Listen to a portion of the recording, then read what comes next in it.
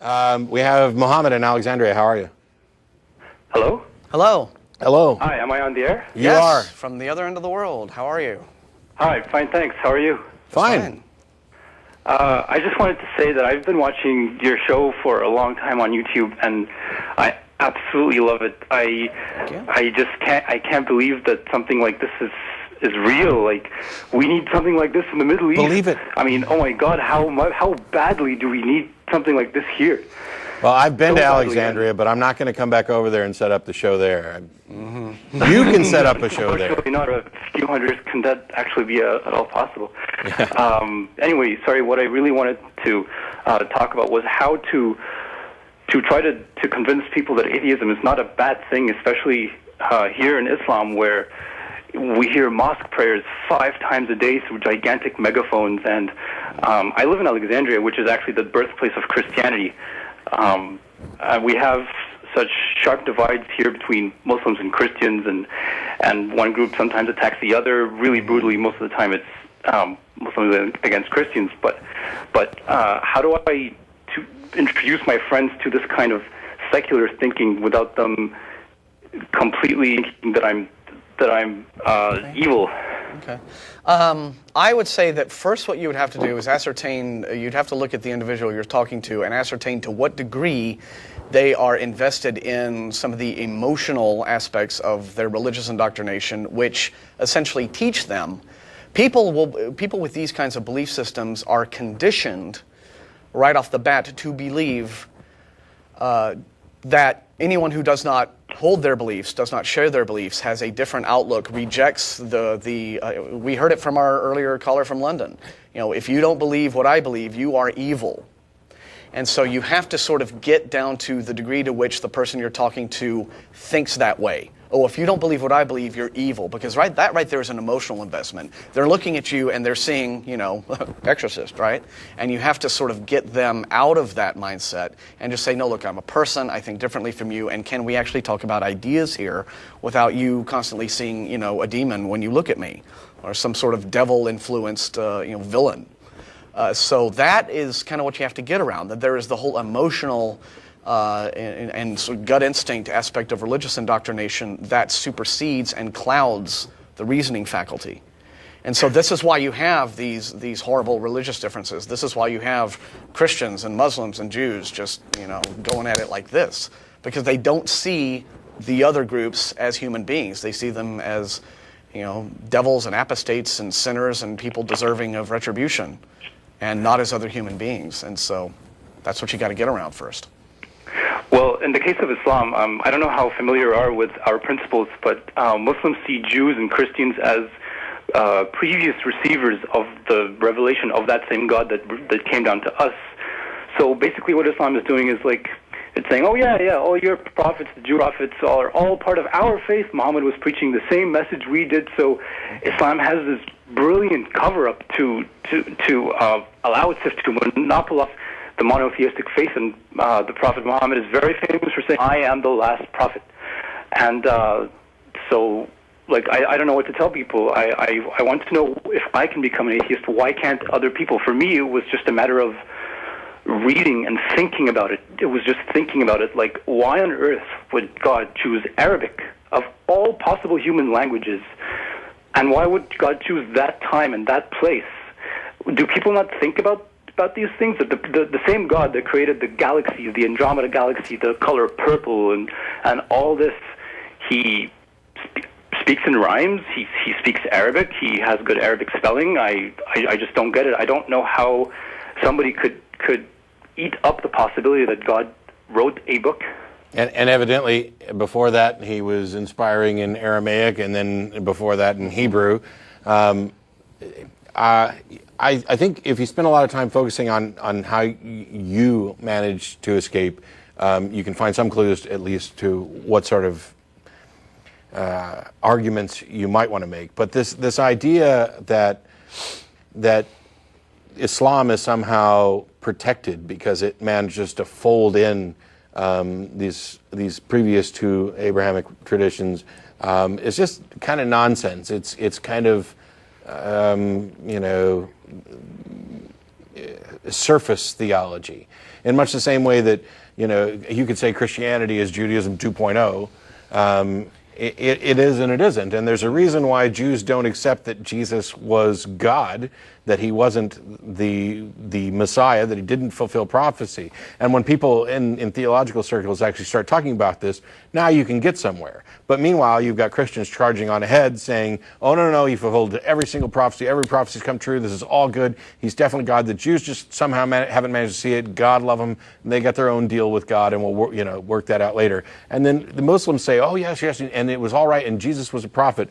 It's clear in the New Testament tradition that Jesus wasn't a prophet. He's not portrayed as a prophet.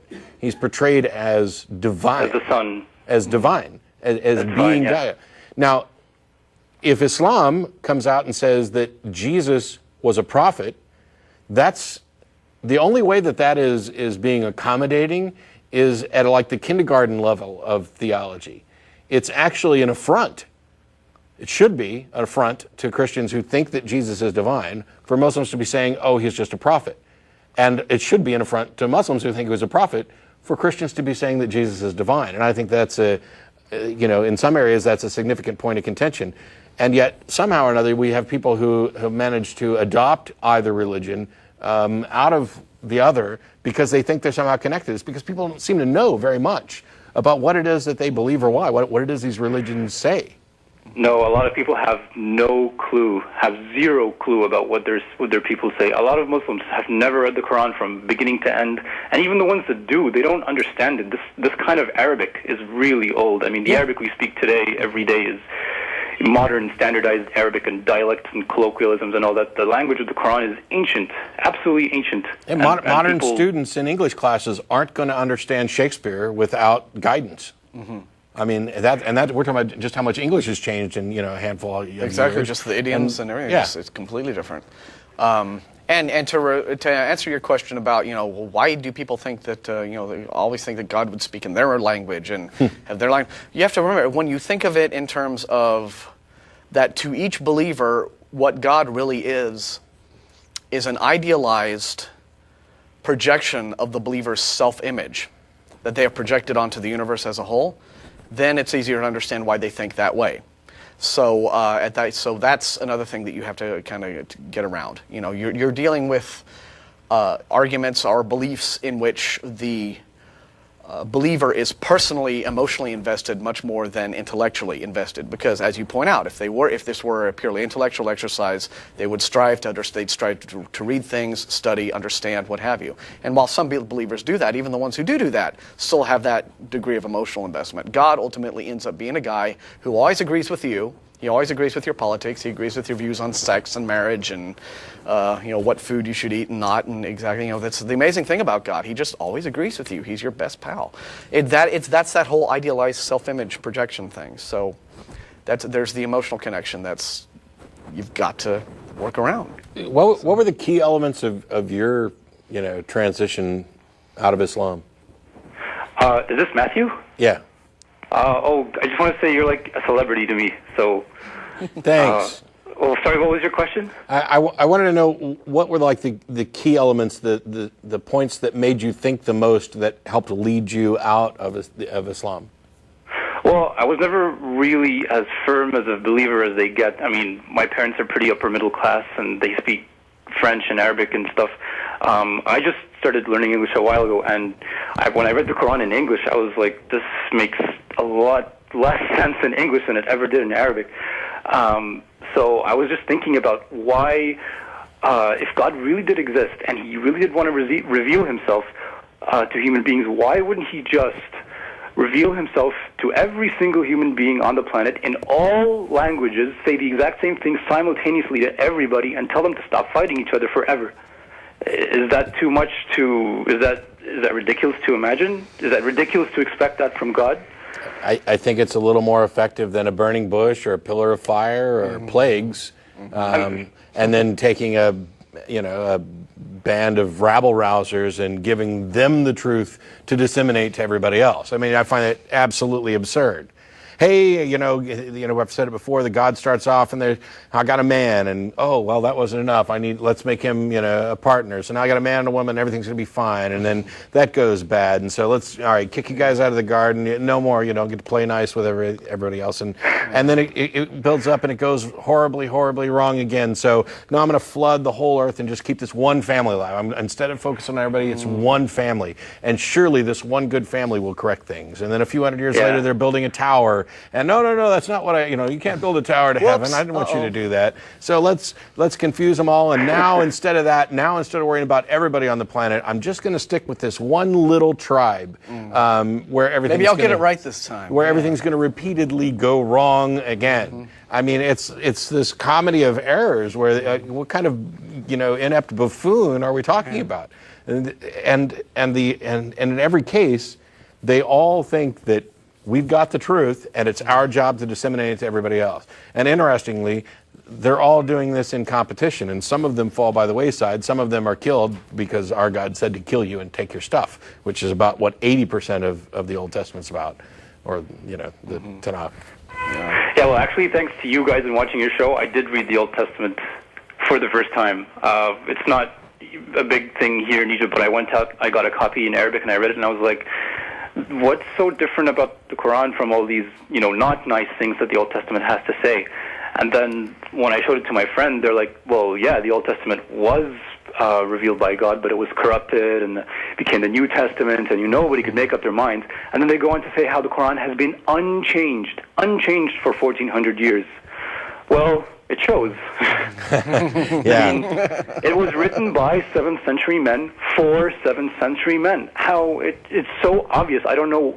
Like, it's enough to make yourself suspect that maybe you don't know something that they don't. Do they know something I don't? Because it just smells of a rat to me that this book is at all relevant now. I mean, you've obviously heard the violent passages in the Quran about, you shall slay them wherever you find them and such. Right. And then Muslim apologists will say, well, you're taking it out of context. Yeah, because there's two of those passages that are almost the same. So whenever you say it, they'll say that this one's actually talking about a time of war, and one of the passages is and one isn't. I'm curious about a couple of things. You talked about how the Quran, once you read it in English, made less sense in English than Arabic. But I've heard Muslims actually use that to say that, yes, you need to read it in the original Arabic because it doesn't make sense in English. Exactly. That's the thing, too, that exposes the weakness of what should be an all-powerful, all-knowing being. An all-powerful, all-knowing being he would make reveal a book in such a difficult language. His message would be comprehensible no matter what. Yeah. Not really. I mean, of all the Arab Muslim countries, Egypt is actually, the most secular and most liberal-minded. If this was Saudi Arabia, I wouldn't even be allowed to make this call. No way. If the Saudi Arabia, they have something retarded called the prayer police. They go around, make sure that all shops are closed during prayer. If there's a shop that's open, you're taken downtown, and there's a big fat fine you have to pay. They also have something ridiculous called the Ministry of Virtue and Vice. It's about making sure that we can't see a woman's fingernails and all that such. That no, but in Egypt, no, it's okay. I don't. Nobody's forcing me to pray. There's relative freedom from religion here as far as that is concerned. But things like Ramadan, I don't know if you know about that, but we just came out of it about 2 months ago. You fast during all daylight hours, complete abstinence from all material, worldly pleasures, mainly eating and drinking. And it's hot here in Egypt. It's really, really hot. Even right now, it's 30 degrees and it's the middle of the night. And you can't drink. I want to drink water. I'm not going to just limit myself to drinking water at home. So yes, when I do drink water, people do come up to me and say, what do you think you're doing? Or you're not respecting the culture, the faith, cultural insensitivity, and all that. So this is you bring up something really compelling, which is that what religion does is it comes up with these concepts of virtue and morality and what have you that really have nothing to do with human well-being or happiness. They just have to do with enforcing this system of rules designed to control people. It's really crude. I don't get it. It has nothing to do with the human experience. It's like something out of the Victorian era. Seriously.